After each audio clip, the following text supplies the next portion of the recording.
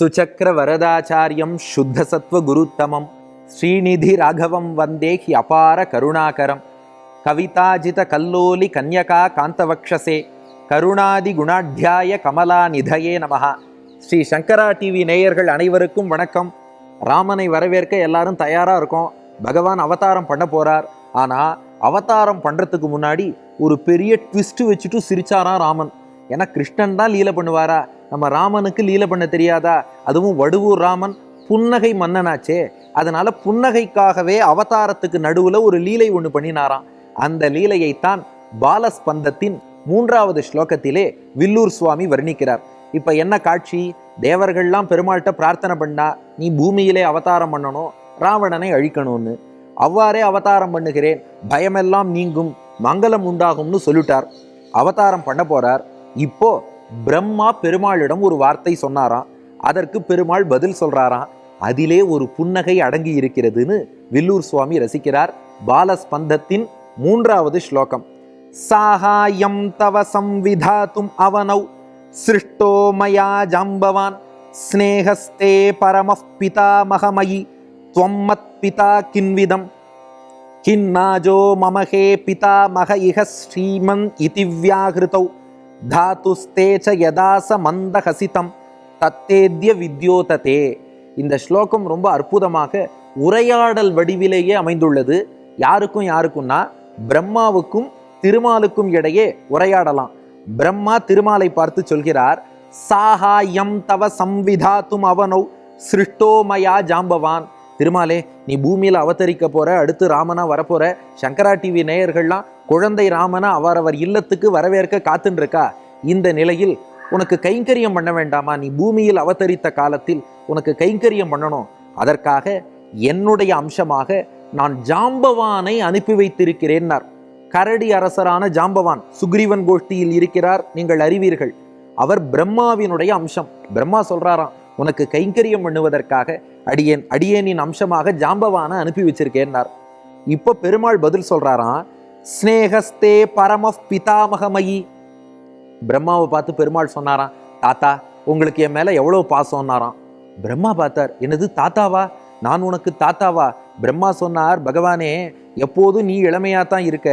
தொலைக்காட்சி தொடர்களில் உன்னை காட்டும் போது கூட கருகருன்னு கேசத்தோட இளமையா காமிச்சுடுறா. ஆனா எனக்கு வெள்ளதாடி தான் 4 முகத்திலையும் மாட்டி விட்டுடுறா. ஆனா உண்மையில் உன் மகன்தானே நான் நாராம். துவம் மத் பிதா கின்விதம். பகவானே, உன்னுடைய உந்தி தாமரையில் பிறந்தவன் தான் பிரம்மனாகிய அடியேன். நீதான் எனக்கு தந்தை. நான்முகனை நாராயணன் படைத்தான் என்றுதான் திருமழிசை பிரானுடைய பாசுரம். அதுபோல பாகவதத்தின் முதல் ஸ்லோகம், ஜன்மாத்யஸ்ய யதோன்வயாதி தரதச்ச அர்த்தேஷு அபிஜ்ஞஸ்வராட் தேனே பிரம்ம ஹிருதாய ஆதிகவையே. அப்போ இவன் தான் பிரம்மாவை படைத்து அவருக்கு எல்லா வேதங்களையும் உபதேசம் பண்ணியிருக்கான். நீ திடீர்னு என்னை போய் தாத்தான்னு சொல்லிட்டியே, உன் மகனான என்னை உனக்கு தாத்தான்னு சொல்லலாமா என்று கேட்டாராம் பிரம்மா. பெருமாள் சிரிச்சுட்டே பதில் சொன்னாராம், கின்னாஜோ மமஹே பிதா மக இஹ ஸ்ரீமன். என்ன பிரம்மா, உங்களுக்கு விஷயம் தெரியாதா? உங்களுக்கு அஜன்னு ஒரு பேர் இருக்கு இல்லையான்னார். ஆமாம், பிரம்மாவுக்கு அஜஹா அஜன் என்று பிரம்மாவுக்கு பேர் உண்டு. இப்ப பெருமாள் சொன்னாராம், இந்த அவதாரத்துல என் தாத்தா பேரே அஜன் தான்னார். ஏன்னா தசரதனுடைய அப்பா பேரும் அஜன், பிரம்மாவின் பெயரும் அஜன், தசரதனுடைய தந்தையின் பேரும் அஜன்.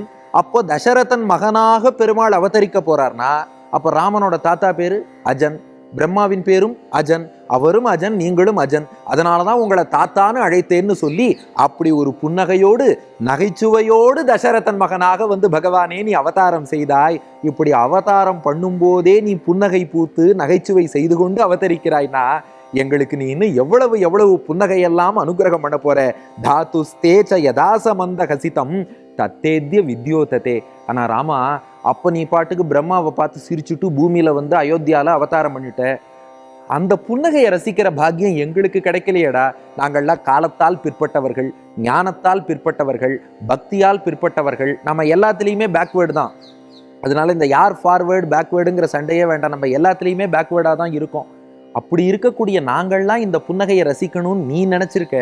அதனாலதான் அன்று பூத்த அதே புன்னகையை இன்று வடுவூரிலே உன் முகத்தில் நீ காட்டிக்கொண்டு விளங்குகிறாய். அப்போ அன்று பிரம்மாவை பார்த்து நீ பூத்த புன்னகையை இன்று வடுவூரில் உன் முகத்தில் சேவிக்கிறேன்னு இந்த ஸ்லோகத்துல சாதிக்கிறார் வில்லூர் சுவாமி.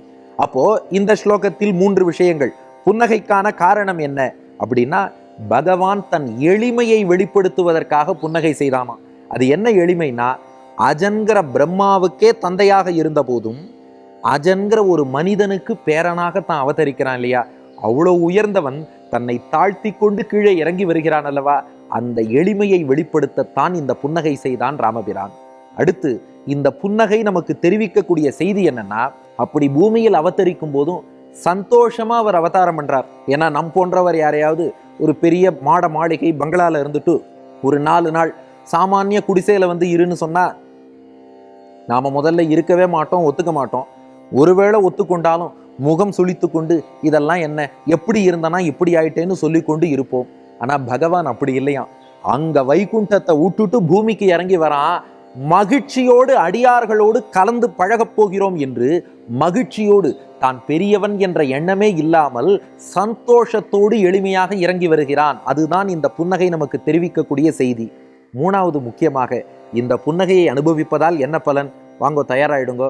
சீதாராமர்கள் முன்பு இந்த ஸ்லோகத்தை சொல்லுவோம், சொல்லிட்டு பலன் என்னங்கிறதையும் பார்ப்போம்.